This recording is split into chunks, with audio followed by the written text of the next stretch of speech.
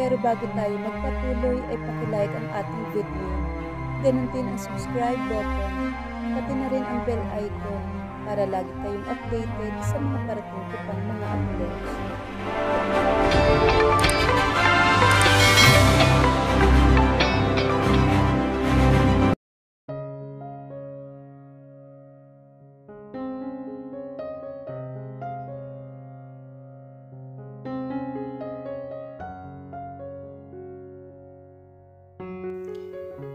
Nang sumunod na araw, tulog pa rin si Lucy. Gael decided to go out and buy some food bago ito magising. He brought her sandwich, milk at ang paborito nitong eclairs. Nang makabalik siya sa silid nito, ay puno na ng tao. Andito sina Abby, Marceline, Mark, Edwin, Ryan, Gael and Rusty. Maingay pero masaya ang pumuno sa buong silid. Hinayaan niya makasama nito ang mga bagong kaibigan. Patalikod na sana siya nang makasalubong naman niya si Amara, ang florist ng club. "Good morning, Sir Gael," wika nito sa malaking ngiti nito. She was holding a flower in pot. Dadalhan ko lang po si Commander ng bulaklak." "Saan po kayo pupunta, Sir Gael?" Kukuha ako ng gamit. Babalik din ako agad." Tumango siya at nagpatuloy na siya sa paglalakad. Nang makabalik siya pagkakuha ng kaunting gamit, ay wala na ang mga bisita nito. Nakatitig lang ito sa flower spot na bigay naman ni Amara. Nang tumingin ito sa kanya ay lumungkot ang anyo nito. "Gael, sorry. How are you feeling?" Putol niya sa sasabihin nito. "Medyo nabugbog lang yung katawan ko. Mawawala rin ito pagkatapos ng ilang araw." Tumango lang siya at inilapag ang ilang gamit na dala niya. Napatingin siya sa mga pagkain na naroroon. "Mukhang marami kang fans dito ah." Ngumiti naman ito. "Nagdala sila na marami, di ko nga mauubos yan." Nilapag niya ang dala sa tabi ng ibang mga pagkain. Mukhang hindi rin makakain ang mga binili niya. "Eclairs ba yan?" tanong nito. Tumango naman siya. "Gusto mo?" Masaya naman itong tumango. Iaabot na sana niya rito, pero napansin niya na nakakast ang kamay nito. Nagkatinginan pa sila ni Lucy kung paano hahawakan ang pastry. "Let me." Kinuha niya ang isang pastry at iniumang iyon sa bibig nito. Kumagat ito at napapikit naman siya. "You really love eclairs?"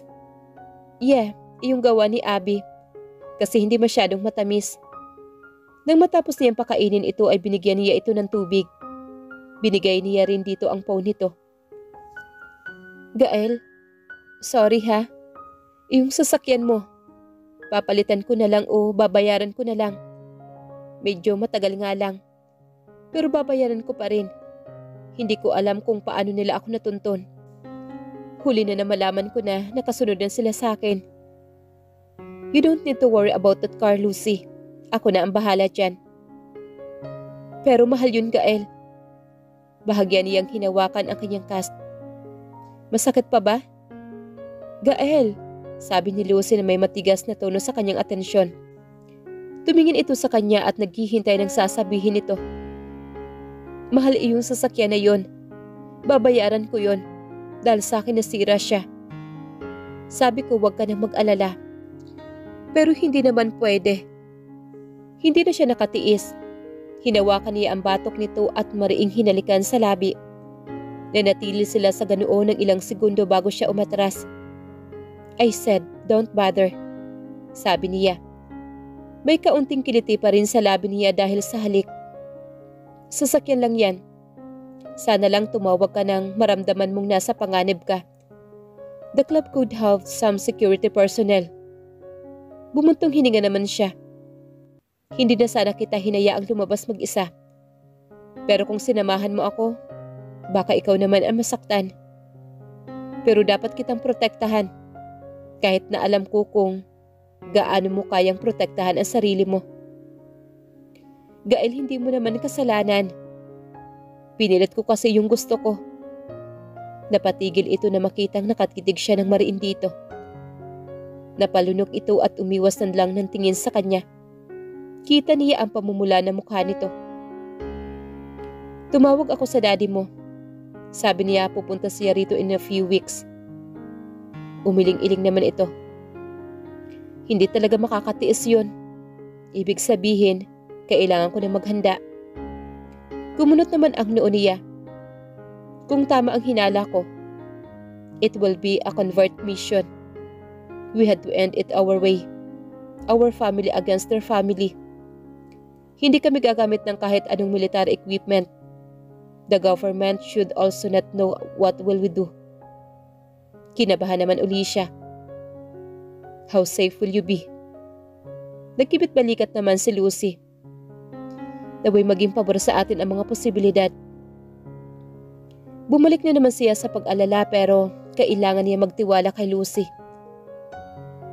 Abala si Gael sa pagsagot ng mga email sa kanya nang makarinig siya ng ungol. Nang mag-angat siya ng tingin ay nakita niya ang nakakunot noo ni Lucy. Sigurado siyang bangungot na naman iyon. Agad niyang nilapitan ito at hinaplos ang noo nito. Masuyo niyang hinahalikan ang buhok nito habang marahan na hinahaplos ang cast sa braso nito. Nandito ako. Bumulong siya rito. Ilang segundo at naging maayos na ang paghinga nito. Tinitigan niya ito. Sigurado ba ito na hindi nito kailangan ng tulong? Pero ayaw niya itong pangunahan. Pero nag-aalala lang naman siya rito. Napabuntong hininga siya bago muling lumapit sa kanyang laptop. Mamaya na lang siguro siya matutulog kapag malapit na mag-umaga para masigurado na hindi na ito babangungutin. Nagising si Lucy dahil sa sinag ng araw sa mukha niya. Nang inilibot niya ang paningin ay nakita niya sa sofa si Gael na nakatulog. Nangingitim. Nilingon niya ang laptop. Baka napuyat na naman ito kakatrabaho. Nang may pumasok na nurse ay sininyasan niya ito na huwag maingay. Nakuha naman ito agad nang makita nito si Gael. Nang i-check ko kayo kaninang madaling araw, ma'am. Nagtatrabaho pa po si Sir Gael. Napaka-workaholic. Nakangiting sabi niya. No wonder. Isa ang kumpanya nito sa pinakamagandang lugar para magtrabaho sa Pilipinas. Swerte niyo po ma'am sa kanya. Kinikilig nga kami rito sa inyo. Kumunot naman ang noo niya. Love team na ba sila ngayon? Bakit naman? Kasi nakita namin kayo kahapon habang sinusubuan niya kayo. Ang cute niyo po. Napayuko siya at pakiramdam niya ay namumula ang pisngi niya. Kapag kuwan ay nagpaalam na ang nurse sa kanya. Nang sumandal siya sa kama saka lang niya napansin ang banana milk at ang box ng eclairs sa bedside table niya. Thoughtful na ngayon ang mokong yun ah. On second thought, baka naaawa lang ito sa kanya. Muli ay naalala niya ng halikan siya nito kahapon. Nakulitan lang siguro ito sa kanya. Hindi rin naman siya mapapakali kung hindi niya mababayaran ang sasakyan na yon. Ang pinakamababang presyo na nakita niya sa ganoong sasakyan ay 2 million. Mas mahal pa iyon kung may i-customization iyon. Kung titingnan ang sweldo niya bilang sundalo, ilang taon pa ang bubunuin niya para mabayaran iyon. Napabuntong hininga naman siya. Sabi nito ay huwag na niyang intindihin. Kakausapin na lang niya ito uli sa susunod. Napatingin siya sa pinto nang pumasok si Abby roon. May dala itong mga lalagyan ng pagkain. In fairness sa bantay mo ha, gwapo pa rin kahit puyat na. Bulong naman ito sa kanya. Kaya nga, nakakahiya sa kanya. Pwede naman siyang umuwi hindi ba? Alam ko namang may girlfriend siya. Pero girl, parang iba na, promise. Pero hayaan muna natin siya. Inilatag nito sa kanya ang breakfast niya. Kain ka na. Dinalhan ko na rin si Sir Gael. Kahit naman kumukulo ang dugo ko sa kanya, dapat pa rin siyang pakainin. Thank you, Abby ha. Sobra-sobra na nga ito. Basta pagaling ka lang. Tumango naman siya. Iniwan na naman siya nito para kumain. Nasa kalagitnaan na siya ng pagkain na magising naman si Gael. Hey, bakit hindi mo ako ginising? Ikaw na tuloy ang nagpakain sa sarili mo.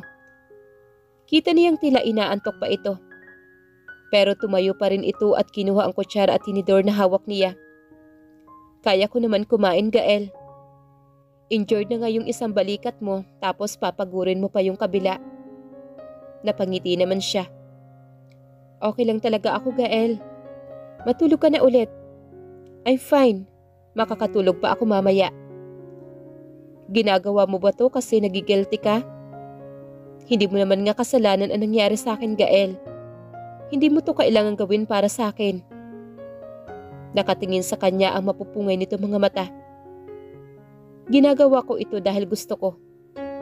Itigil mo na ang pag-iisip sa lahat ng ito. Ay tungkol sa pagiging guilty ko. Oo. May factor na masama ang pakiramdam ko na hindi kita sinamahan. Pero gusto kong gawin ito, kaya hayaan mo na lang ako. Hinayaan na niyang pakainin siya nito. Nang matapos ay nagpaalam na ito uuwi saglit para makaligo. Nang makaalis na si Gael, pumasok naman si Amara at Kael. Bakit ka ba nagsusumiksik? Naiinis naman na tanong ni Amara. I came here first. Sinusundan mo na naman talaga ako, ano? Aba, iba na rin ang kakapalan ng mukha mo, no? Tumikim naman siya. Mukhang magiging arena na naman ang kwarto niya. Ngayon na nandito na naman ang dalawang pilit mang itanggi na mga ito. Naghuhumiyaw pa rin ang chemistry nilang dalawa. Sila kaya ni Gael? May chemistry kaya sila o laging friction na lang yun? Matapos ang isang linggo na discharge na rin si Lucy sa klinik. Nang makauwi sila sa bahay ni Gael ay hindi nagbago ang pakikitungo nito sa kanya. Pinagluluto rin siya nito ng kanyang breakfast, lunch at dinner. Lagi rin silang magkasabay kumain. Nagiging maayos na ang pag-uusap nila. Natutuwa siya at palagi rin itong nag-iiwan ng gatas sa bedside table niya. Isang araw tumambay sila sa basement para manood ng movies na bigay naman ni Abby. Sabi nito sa kanya ay panuorin niya ang mga yon para malibang naman siya at magka-idea kung paano raw magkaroon ng karelasyon. Nalilito man siya sa sinabi nito pero pinaluguran na lamang niya ito. Wala si Gael ng araw na iyon at baka raw gabi na makabalik dahil may kailangan lang itong i-meet ng mga investor sa Maynila.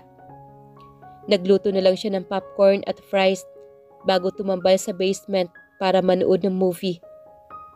Nabasa na niya ang flat kanina. Feeling naman niya ay normal lang na rom-com ang ibinigay ni Abby sa kanya. Nasa kalagitnaan na ang pelikula na magsimula siyang makaramdam ng kakaiba. The movie was about a man inviting a woman to his unusual world. Isa itong erotikong pelikula tungkol sa BDSM. Ipinakita ng pelikula kung paano nakakaapekto ang lalaki, ang damdamin ng isang babae. Sa bawat kissing scenes ay tila naaaros siya. Umiinit ang katawan niya habang nanonood. It is because she's a virgin. Walang karanasan sa ganoong bagay. Nagulat siya nang biglang lumitaw si Gael sa tabi niya at nakikikain na rin ng popcorn. Bakit nahuhumaling ang mga babae kay Christian Grey? Hindi naman. I just think he's just unconventional lead guy. A breath of fresh air. Nagpatuloy silang manood hanggang matapos ang unang movie. So, sa tingin mo, maganda ba yung movie? Tumango naman siya. I think it is. Iyong progress from strangers to lovers, may chemistry talaga. Tulad ng nararamdaman nila ang matinding atraksyon sa isa't isa mula sa kanilang unang pagkikita. Iniisip ko kung gaano karami mga mag-asawa ang nakakaranas nito. Ganun ba talaga kaganda yon? He noted slowly. It depends. Most couple meet that way. Strangers to lovers. May iba naman na matagal ng friends bago maging lovers. Naramdaman mo ba ang matinding atraksyon para kay Elizabeth? Taga nga ata siya. Tama bang tanungin niya iyon? Tila nag-alangan pa ito bago sumagot. There was attraction, yes. She fits my ideal woman. Isa ka sa maswerte kung ganoon. Sumubo siya ng popcorn at isinalang na ang second part ng movie. Ikaw, wala ka pa bang nakikilala na potential lovers mo? Tanong naman ito sa kanya. Pwede na ba niyang sakalin ito? Hindi niya alam kung hindi ba talaga nito nahahalata ever kung gaano niya ito kagusto. Nagkibit-balikat na lang siya. I could say na hindi pa. She lied. But I always wondered, how would I fall in love? Alam mo yun? Paano ko ba siya mamimit? Sundalo rin ba siya? Nagkita na kaya kami? Natawa naman siya ng pagak. I'm hopeless romantic. Hindi naman ako si Julia Roberts or si Rachel McAdams na mararanasan ang pinaka nakakakilig na love story. Pero gusto ko pa rin ng grand gestures and all that. Ngumiti naman siya kay Gael. Sana mamit ko na rin siya, no? Kasi aalagaan ko naman siya. Mamahalin ko siya ng lahat ng meron ako. Susuportahan ko siya sa lahat ng gagawin niya. Napabuntong hininga siya. Matagal ko na siyang hinihingi pero hindi pa talaga ibinibigay. Baka kailangan ko pa talaga mag-intay. Don't give up on love, Lucy. You're very lovable. Nakikita ko ngayon yan. Uwi ka naman ni Gael. Bakit hindi mo ako minahal? Gusto niyang itanong dito. Salamat. Kumain na siya ng popcorn uli bago bumalik sa panunood. Nasa pangatlong pelikula sila na magsimulang lumuwa ang mga mata niya. Hindi inaasahan ni Gael na kukuha ng atensyon niya ang pelikula at kasama pa niya si Lucy. Paminsan-minsan ay sinusulyapan niya ito at mukhang pasok talaga ito sa pelikula. May mga pagkakataong dinidilaan at kagati niya ang ibabang labi at ramdam na ramdam niya ang epekto nito sa katawan. Hindi na naman siya virgin. May mga bedwomen na siya bago pa man dumating si Elizabeth. Siyempre hindi mabilang na beses na din nila itong ginagawa ni Elizabeth. Napailing naman siya. Igagalang niya si Lucy. Hindi na niya ito asawa at may lalaking mas deserve ito. Nang lingunin ang katabi ay nakasandal na ito sa balikat niya at naghihilik na. Dahil sa posisyon nila, ramdam niya ang katawan nito at naamoy ang bango nito. Mukhang kailangan na niya itong buhatin sa kwarto nito. Marahan niyang hinimas ang ulo nito bago binuhat ang katawan nito. Gumaan ang pakiramdam niya sa mga braso nito. Binuhat niya ito sa kwarto nito at inilagay ito sa kama. Dahil nakakawit ang katawan niya, ang kamay nito ay hindi niya maalis. Sinubukan niyang makawala dito pero mahigpit ang kapit nito. Bahagyang bumukas ang mga mata niya, halos lasing na. Parang sobrang totoo naman yata ang panaginip ko. Hindi niya mapigilang ngumiti rito. So, nananaginip pala ito. Nakangiti ka rin sa panaginip ko. Will you kiss me? Like the time we met her in the dreamland? Nabura ang ngiti niya at bumaba ang mga mata niya sa labi nito. Ramdam niya ang paghila nito sa kanya. Kahit siya ay inilagay ang kanyang mga braso sa kama para alalayan siya, para hindi niya ito madaganan. Do I always have to beg? Halos paos na tanong nito. Hindi siya nag-aksaya ng segundo at bumaba ang mga labi niya sa labi nito. Napaungol siya sa unang kontak nila. Ibinuka pa niya ang kanyang bibig. Hinihimok siyang lumalim pa. Ang kamay nito ay pumunta sa likod ng kanyang ulo at hinalikan siya ng mas malalim. Hindi niya lang mapigilan ang sarili niya. Nang maghiwalay sila para sumagap ng hangin, ay bumulong uli ito. Thank you with that. She dozed off again. He cursed his face before sitting beside her. She was deep asleep now while hugging his pillows. Bago ito makabalik ay inilagay niya ang isang extra na una niya sa kama nito. When he checked up on her before going to sleep, nakayakap ito sa kanya. Walang bahid ng luha o pawis na nagpapahiwatig na nagkaroon siya ng bangungot. Mukhang nakakatulong ito sa pagtulog niya. While walking back on his room, he touched his lips and smiled. How can he lose himself that easy with a kiss? Marami rin siyang hindi maipaliwanag na damdamin kay Lucy. Ang presensya nito ay ginagawa siyang kalmado at nakaka-relax. Nakakahawa ang ngiti nito na hindi niya maiwasang mapangiti. Hindi niya mapigilang ikumpara ito sa nobya. Ever since they get together, he wanted to make her happy. Ayaw niyang mawala ito sa kanya. Dahil sa isipin niya, wala na siyang mahahanap na tulad nito. It was a bad reason to be with someone, but he thought it would work until he gets annulled and eventually marry her. Ngayon ay tila hindi na kasing tibay ng paniniwala niya ang nararamdaman niya para kay Elizabeth. Ayaw man niyang aminin, pero baka hindi talaga tulad ng iniisip niya ang relasyon nila. Wala silang katulad. Ayaw niya sa tuwing naglalaro ito. Itinutulak niya siya na magtrabaho sa isang maseryosong uri ng mga proyekto at hindi paggawa ng laro. She tends to be controlling in their relationship because she let him. Hindi niya gusto ang tinatakbo ng isip niya. He's now finding an excuse why Elizabeth is not the girl she thought she was. Kailangan niyang malaman sa lalong madaling panahon ang kanyang nararamdaman.